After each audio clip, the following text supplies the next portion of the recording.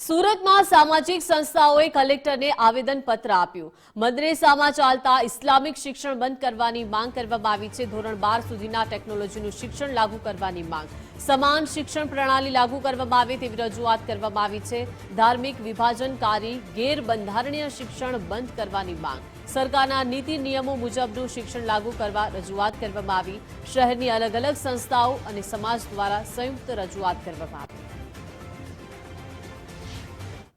શહેરભરમાં આવેલી મદ્રેસાઓમાં બાળકોને ઇસ્લામિક શિક્ષણ પૂરું પાડવામાં આવે છે। જો કે આ મદ્રેસાઓની અંદર ગેરબંધારણીય રીતે જે ઇસ્લામિક શિક્ષણ પૂરું પાડવામાં આવતું હોવાના આક્ષેપ છે તે કરવામાં આવી રહ્યા છે અને અલગ અલગ સમાજના લોકો દ્વારા આજે આ પ્રમાણે છે તે જિલ્લા કલેક્ટર ખાતે છે તે આવેદનપત્ર પાઠવવામાં આવી રહ્યું છે। લોકો જોડે વાત કરવાનો પ્રયત્ન કરીશું। આપણું પત્ર ધીરુ સવાણી જી, કઈ રજૂઆત લઈને કલેક્ટર કચેરી કઈ રજૂઆત લઈને આવ્યા? અમે રાષ્ટ્રીય હિતના શિક્ષણ માટેની રજૂઆત કરવા કલેક્ટર સાહેબને આવ્યા છીએ।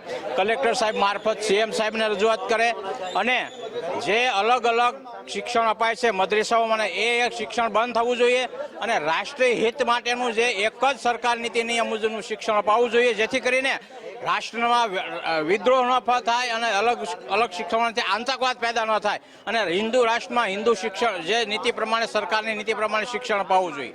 કઈ રીતનું શિક્ષણ અપાઈ રહ્યું છે? શું જે અત્યારે જે માનો કે ધારો કે પુલાવામાં જે હુમલા થયા અને તમે હિન્દુ છો કે મુસ્લિમ એમ ધારીને જે હુમલા થાય છે એ આ મદ્રેસાઓમાં અપાઈ રહ્યા છે। જી, આપનું નામ જણાવો। સુભાષભાઈ। સુભાષભાઈ, શું કહેશો? આજનું આવેદન શા માટે?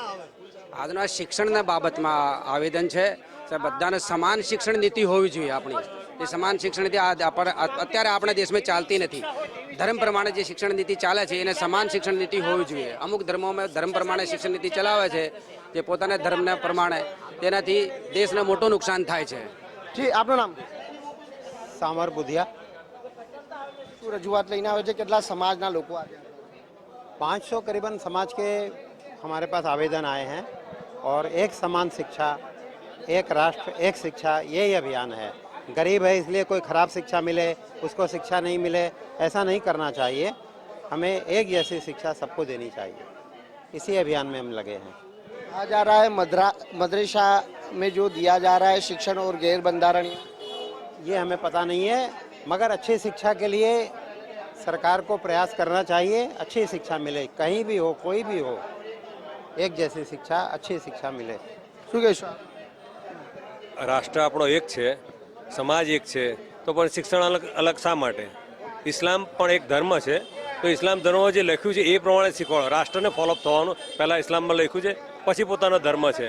પહેલાં રાષ્ટ્ર પ્રમાણે ચાલો, પછી પોતાના ધર્મ પ્રમાણે ચાલો। અલગ અલગ ઘણા બધા ધર્મો ભારતીય આખા ભારતમાં અવેલેબલ છે અને અલગ અલગ ભલે ફોલોઅપ કરે, પણ પહેલાં રાષ્ટ્ર છે ને પછી ધર્મ છે।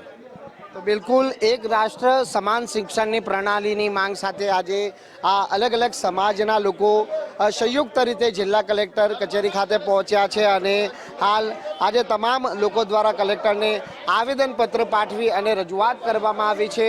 મુખ્યમંત્રીને ઉદ્દેશીને આવેદનપત્ર પાઠવવામાં આવ્યું છે કે મદ્રેસાની અંદર ગેરબંધારણીય આપવામાં આવતું શિક્ષણ છે તે બંધ થવું જોઈએ અને સરકારની જે નીતિ નિયમો છે તે પ્રણાલી મુજબ જ બાળકોના ઉત્થાન માટે શિક્ષણ પૂરું પાડવું જોઈએ તેવી માંગ સાથે કલેક્ટરને લેખિતમાં રજૂઆત છે તે કરવામાં આવી છે।